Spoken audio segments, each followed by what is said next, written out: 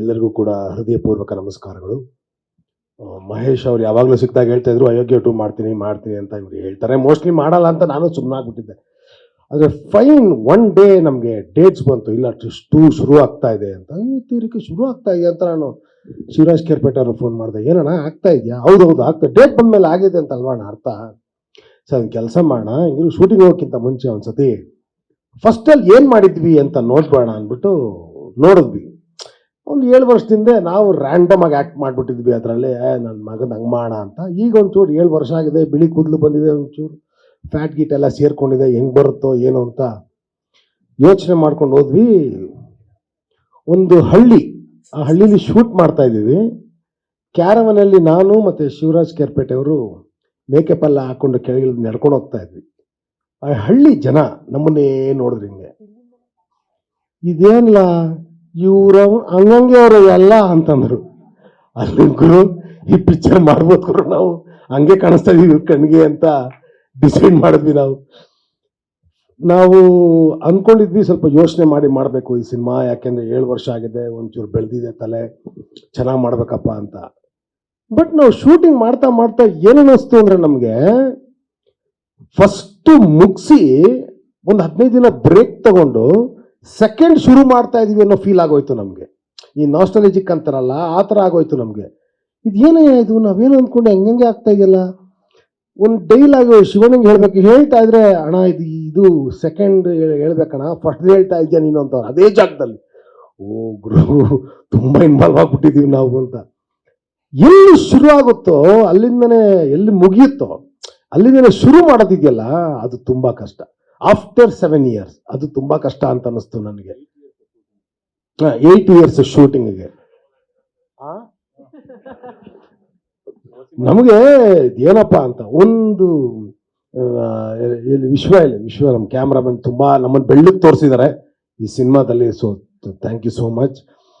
ಯಾರು ಅಯೋಗ್ಯ 2 ಆ ಕಾರಣಕರ್ತ ಯಾರು ಅಂತ ಗೊತ್ತಿಲ್ಲ, ಅದು ಹೆಂಗೆ ಶುರು ಆಯಿತು ಅಂತ ಗೊತ್ತಿಲ್ಲ, ಆ ಪಾಯಿಂಟ್ ಹೆಂಗೆ ಶುರು ಆಯಿತು ಅಂತ ಗೊತ್ತಿಲ್ಲ. ನಿಜವಾಗ್ಲೂ ಅವ್ರಿಗೆ ನಮ್ಮ ಹೃದಯ ಪೂರ್ವಕ ನಮಸ್ಕಾರಗಳು.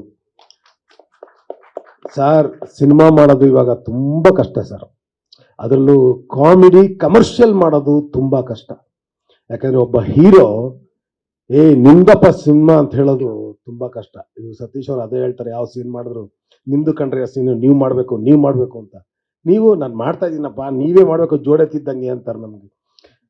ಸೊ ಮುನೇಗೌಡ್ರಿಗಂತೂ ನಮ್ಮ ಏನು ಹೇಳಬೇಕು ಅಂತಲೇ ಗೊತ್ತಾಗ್ತಿಲ್ಲ. ಅವ್ರೊಂದು ಮಾತು ಹೇಳಿದ್ರು, ಈ ಸಿನಿಮಾ ಏನಾದ್ರು ಚೆನ್ನಾಗಾದ್ರೆ ಒಂದು 25-30 ಪಿಕ್ಚರ್ ಮಾಡ್ತೀನಿ ಅಂದ್ರಣ. ಸಾಕಣ, ಚೆನ್ನಾಗಾಗತ್ತಣ ಸಿನಿಮಾ. ಇದು ಕಾಮಿಡಿ ಫಸ್ಟ್ ಒನ್ ಏನಿತ್ತು ಅದಕ್ಕೆ 200 ಪಟ್ಟು ಈ ಸಿನಿಮಾದಲ್ಲಿದೆ. 200 ಪಟ್ಟು ನೀವೇನು ಎಕ್ಸ್ಪೆಕ್ಟ್ ಮಾಡ್ತಿರೋ ಅದಕ್ಕಿಂತ ಜಾಸ್ತಿಯಾಗಿ ಈ ಸಿನಿಮಾ ಇದೆ. ಆಗಸ್ಟ್ 7ನೇ ತಾರೀಕು ಈ ಸಿನಿಮಾ ರಿಲೀಸ್ ಆಗ್ತಾ ಇದೆ. ಸೊ ನಿಮ್ಮೆಲ್ಲರ ಪ್ರೀತಿಯ ಆಶೀರ್ವಾದ, ನಿಮ್ಮೆಲ್ಲರ ಸಹಕಾರ, ನಿಮ್ಮೆಲ್ಲರ ಪ್ರೋತ್ಸಾಹ ಸದಾ ನಮ್ಗಳ ಮೇಲೆ ಇರಲಿ ಅಂತ ಕೇಳ್ಕೊಳ್ತೀನಿ ನಾನು. Thank you so much. ಈ ಒಂದು ಕಾರ್ಯಕ್ರಮಕ್ಕೆ ಬಂದಿರತಕ್ಕಂತಹ ಎಲ್ಲ ವಿಧದ ಮಾಧ್ಯಮ ಮಿತ್ರರಿಗೆ ಮೊದಲನೇದಾಗಿ ನಮಸ್ಕಾರ, ಹಾಗೂ ಬಂದಿರತಕ್ಕಂಥ ಕೆಲವೊಂದಷ್ಟು ಪ್ರೀತಿಯ ಆಡಿಯನ್ಸ್ಗೂ ಕೂಡ ನಮಸ್ಕಾರ. ಗಿರೀಶನ ಹೇಳ್ದಂಗೆ ಫಸ್ಟು ಈ ಸಿನಿಮಾ ಶುರುವಾಗ್ತಾ ಇದೆ ಅಂತ ಹೇಳಿದಾಗಲೇ ಫೋನ್ ಮಾಡ್ಬಿಟ್ಟು ಕನ್ಫರ್ಮ್ ಮಾಡ್ಕೊಂಡ್ರು, ಹೌದಾ ಹ್ಞೂ ಆಯ್ತಣ್ಣ ಅಂತ. ಅಡ್ವಾನ್ಸು ಆಯಿತು. ಅಡ್ವಾನ್ಸ್ ಆಗಿದ್ದಿನ ಜೊತೆಲಿದ್ವಿ ನಾವಿಬ್ಬರು ಮಾತಾಡ್ಕೊಂಡಿದ್ದು ಒಂದೇ ಮಾತು ಹೇಳಿದ್ದು, ಇವತ್ತು ಹೋಗಿ ಫಸ್ಟು ಅಯೋಗ್ಯ ಪಾರ್ಟ್ 1 ನೋಡೋಣ ಅಂತ.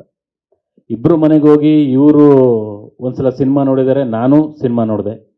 ಮಾರನೇ ದಿನ ಮಾತಾಡ್ಕೊಂಡ್ವಿ, ಈ ರೀತಿಯಾಗಿ ಬಂದಿದೆ, ಹಿಂಗೆ ಹೋಗ್ಬೇಕು ಅನ್ನೋ ಥರಕ್ಕೆ.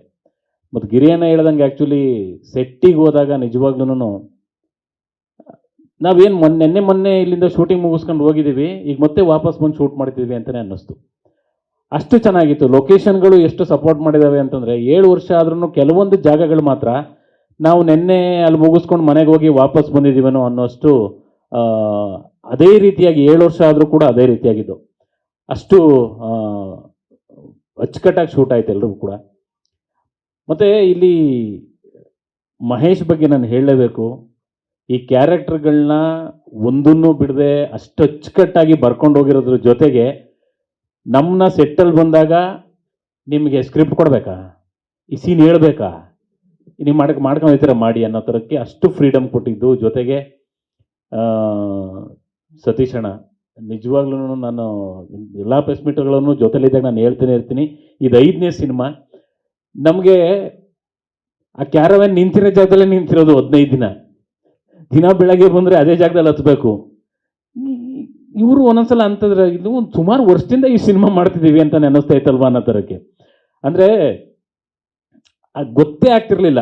ಮತ್ತು ಸೀನ್ಗಳು ಅಷ್ಟೇ, ಲಾಸ್ಟ್ ಪಾರ್ಟ್ 1 ಏನಿದೆ ಅದಕ್ಕಿಂತ ಕ್ವಾಲಿಟಿಲಾಗಿರ್ಬೋದು, ಮತ್ತು ಕೆಲವೊಂದು ಸೀನ್ಗಳು ಇಡೀ ಥಿಯೇಟ್ರ್ ಒಂದ್ಸಲ ಹಿಂಗೆ ಅಳ್ಳಾಡ್ಬಿಡ್ತೇನೋ ಆ ರೇಂಜಿಗೆ ನಗ್ತೀರ, ಅಷ್ಟು ಒಳ್ಳೊಳ್ಳೆ ಸೀನ್ಗಳಂತೂ ಇದೆ. ಈಗ ಆಲ್ರೆಡಿ ಮೊದಲನೇ ಹಾಡು ಬಿಡುಗಡೆಯಾಗಿ 5 ಮಿಲಿಯನ್ ವ್ಯೂಸ್ ಆಗಿದೆ. ಅದರ ಕೇಕ್ನ ಇನ್ನೊಂದು ಹಾಡು ಬಿಡುಗಡೆ ಆಗ್ಬೇಕಾದ್ರೆ ಕಟ್ ಮಾಡಿದ್ದೀವಿ. ಈಗ ನೆಕ್ಸ್ಟ್ ಇನ್ನೂ ಹಾಡುಗಳು ಬರ್ತವೆ, ಇನ್ನೂ ಅದ್ಭುತವಾಗಿರೋ ಹಾಡುಗಳಿದ್ದಾವೆ. ಆ ಹಾಡು ಬರೋ ಅಷ್ಟರಲ್ಲಿ ಇದು ಇನ್ನೊಂದು 5 ಮಿಲಿಯನ್ ಓಡಿರ್ತದೆ, ಅವಾಗ ಇನ್ನೊಂದು ಕೇಕ್ ಕಟ್ ಮಾಡೋಣ. ಒಟ್ಟಿನಲ್ಲಿ ಇಡೀ ತಂಡ ತುಂಬ ಖುಷಿಯಾಗಿ ಮಾಡಿರುವಂಥ ಸಿನಿಮಾ. ನಿಮ್ಮನ್ನು ಸಿಕ್ಕಾಪಟ್ಟೆ ಮನೋರಂಜನೆ ಕೊಡುತ್ತೆ ಈ ಸಿನಿಮಾ ಅನ್ನೋ ನಂಬಿಕೆ ನಮಗೆ 100ಕ್ಕೆ 100 ಪಟ್ಟಿದೆ.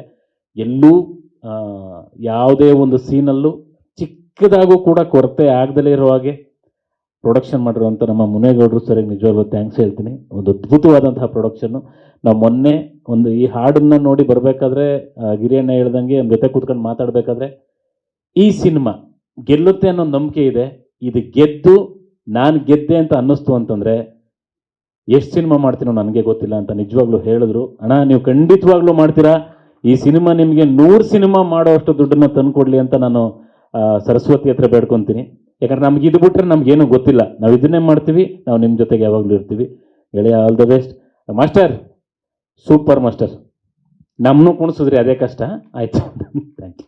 ಹಾಗೆ ನಮ್ಮ ವಿಶ್ವಾಸರು ಸಿನಿಮಾಟೋಗ್ರಫಿ ಆಗ್ಬೋದು ಎಕ್ಸ್ಟ್ರಾಡಿನರಿ, ಮತ್ತು ಎಡಿಟ್ರು ಇಲ್ಲಿ ಮಾತನ್ನು ಎಡಿಟ್ ಮಾಡ್ಬಿಟ್ಟು ಮಾತಾಡಿದ್ರು. ಸೊ ಕೆಲವೊಂದು ಸೀನ್ಗಳನ್ನ ಕಟ್ ಮಾಡ್ಬೇಕಾದ್ರೆ ಕಟ್ ಮಾಡೋದು ಬ್ಯಾಡವೋ ಅನ್ನೋ ಡಿಸ್ಕಷನಲ್ಲೇ ತುಂಬ ದಿನ ಕಳೆದಿದ್ದಾರೆ ಅಂತ ಹೇಳಿದ್ರು. ಖಂಡಿತ ಸತ್ಯ ಕೂಡ ಅದು. ಒಟ್ಟಾರೆಯಾಗಿ ಈ ಹಾಡು ಎಷ್ಟು ಅದ್ಭುತವಾಗಿ ಮೂಡಿ ಬಂದಿದೆ, ಅದೇ ರೀತಿಯಾಗಿ ಸಿನಿಮಾ ಕೂಡ ಅಷ್ಟೇ ಅಚ್ಚುಕಟ್ಟಾಗಿದೆ, ನಗಿಸುತ್ತೆ.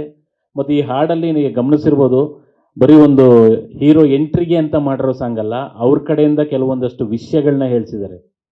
ದುಡ್ಡು ಕೊಟ್ಬಿಟ್ಟು ಓಟ್ ಹಾಕೋದು ಬಿಡ್ಬಿಡ್ರಪ್ಪ ಅನ್ನೋ ವಿಷಯಗಳೂ ಸೂಕ್ಷ್ಮವಾಗಿ ಗಮನಿಸ್ತಾ ಹೋದರೆ ತುಂಬ ವಿಷಯಗಳಿದ್ದಾವೆ.